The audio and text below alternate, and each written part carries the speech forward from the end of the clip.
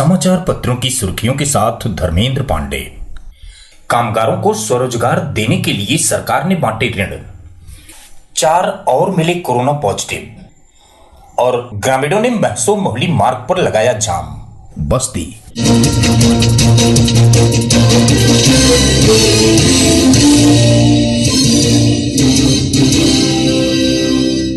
सुर्खियां अब विस्तार से।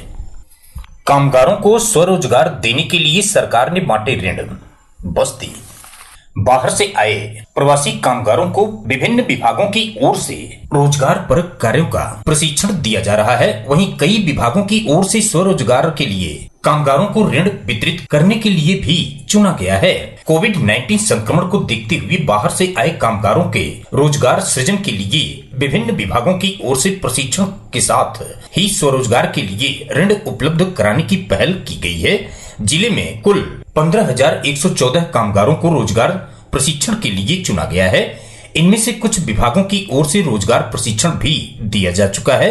उद्यान विभाग की ओर से 500 लोगों को मशरूम उत्पादन का, 475 को मौन पालन, 250 को मालिका और 600 को औद्योगिक प्रशिक्षण दिया गया है।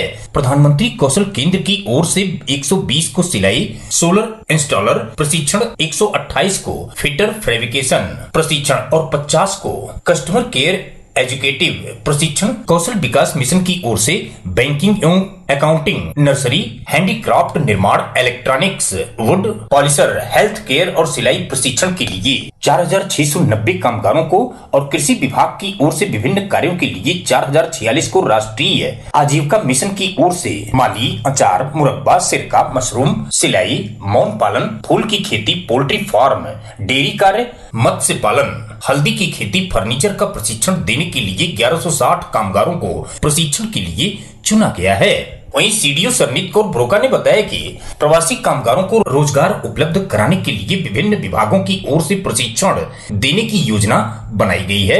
उद्यान उद्योग विभाग, राष्ट्रीय आजीविका मिशन आदि विभागों की ओर से कुछ ट्रेड में प्रशिक्षण दिया भी जा चुका है।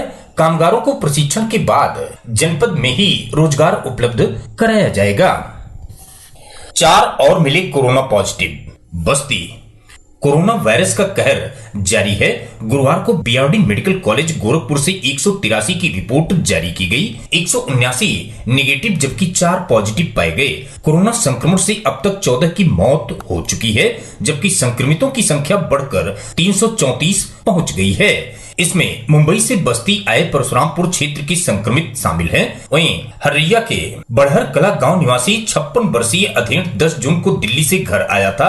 22 जून को सैंपल लिया गया। गुरुवार को आई रिपोर्ट में संक्रमण की पुष्टि हुई। गांव में संक्रमण के खतरे से ग्रामीण डरे हुए हैं। सीएससी अधीक्षक डॉक्टर आर.के. सिंह ने बताया कि कोरोना पॉजिटिव की एम्बुलेंस के जरिए L2 अस्पताल ओपेक चिकित्सालय कैली में शिफ्ट कराया गया है।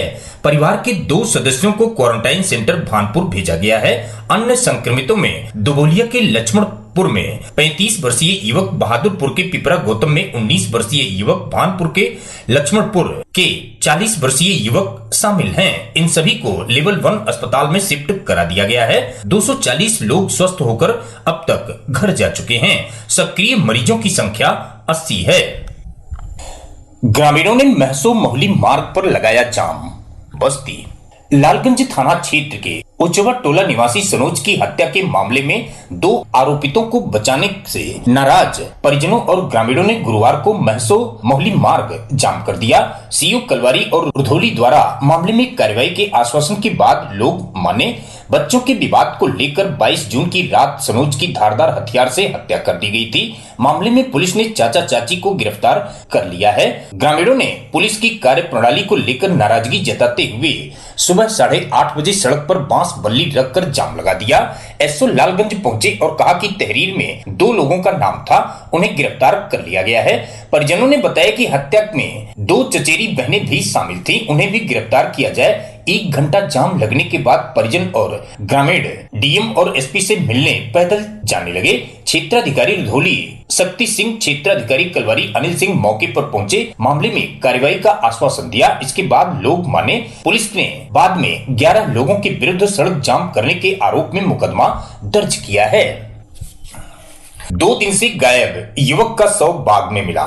भानपुर बस्ती सोनाहा थाना क्षेत्र के भानपुर कस्बा निवासी चंदन 26 वर्षीय पुत्र श्री राम मोदन वाल का शव शुक्रवार को संदिग्ध परिस्थितियों में पूर्व माध्यमिक विद्यालय भानपुर के पास बाग से बरामद किया गया।